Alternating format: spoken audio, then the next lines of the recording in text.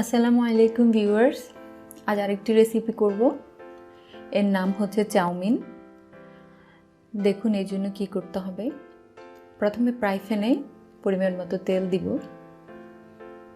তেল দেওয়ার পরে আমি এখানে দুটো ডিমকে বিট করে নিয়েছি।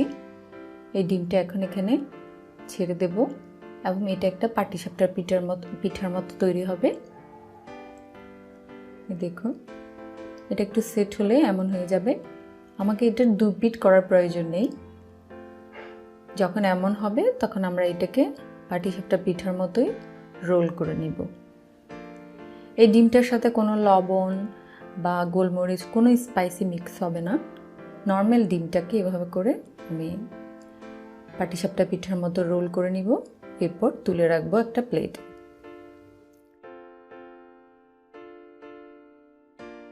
এভাবে তুলে রাখবো।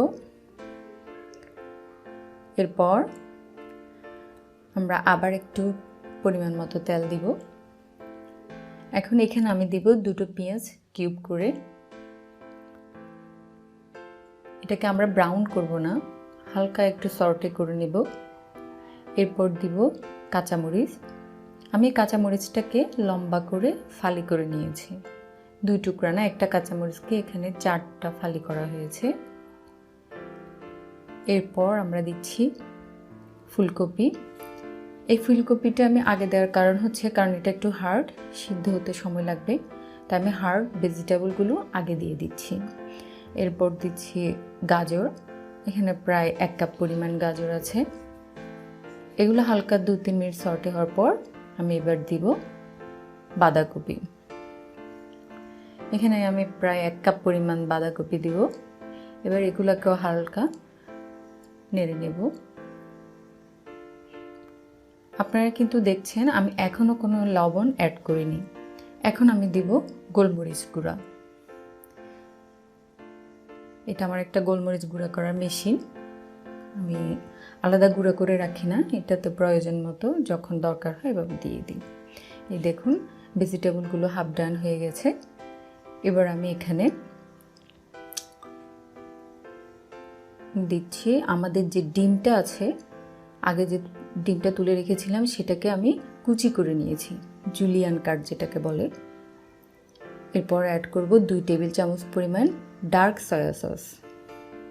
চেষ্টা করবেন ডার্ক সয়া সসটা কালেক্ট করতে, কারণ চাউমিনটা একটু নর্মাল টকের চেয়ে একটু বেশি টক হয় সেজন্য। এবার আমি দিয়ে দিব আমাদের সেদ্ধ করা নুডলসগুলো। এভাবে নুডলসগুলো অ্যাড করব। তার আগে আমি দিয়ে দিচ্ছি হাফ কাপ পরিমাণ কেচাপ। এবার আমরা এটাকে হালকা নেড়ে নেব। যেহেতু ভেজিটেবলগুলো হাফ ডান হয়ে গেছে, নুডলসটাও সেদ্ধ করা, তাই এটা জাস্ট এখন নেড়ে নেব। এরপর অ্যাড করব আমরা নুডলসের একটা মশলা। মশলাটা আমার এখন দেওয়ার কারণ হচ্ছে যাতে এর স্মেলটা ঠিক থাকে। সব কিছু দেওয়া শেষে এবার আমরা অ্যাড করব লবণ, কারণ আমি দুই রকমের সস ইউজ করেছি আর সসগুলোতে লবণ থাকে, তাই লবণ টেস্ট করে আমি শেষে হালকা অ্যাড করেছি। ব্যাস তৈরি হয়ে গেল আমাদের মজাদার চাউমিন। অবশ্যই বাসায় ট্রাই করবেন এবং আমাকে কমেন্ট করে জানাতে ভুলবেন না। ধন্যবাদ।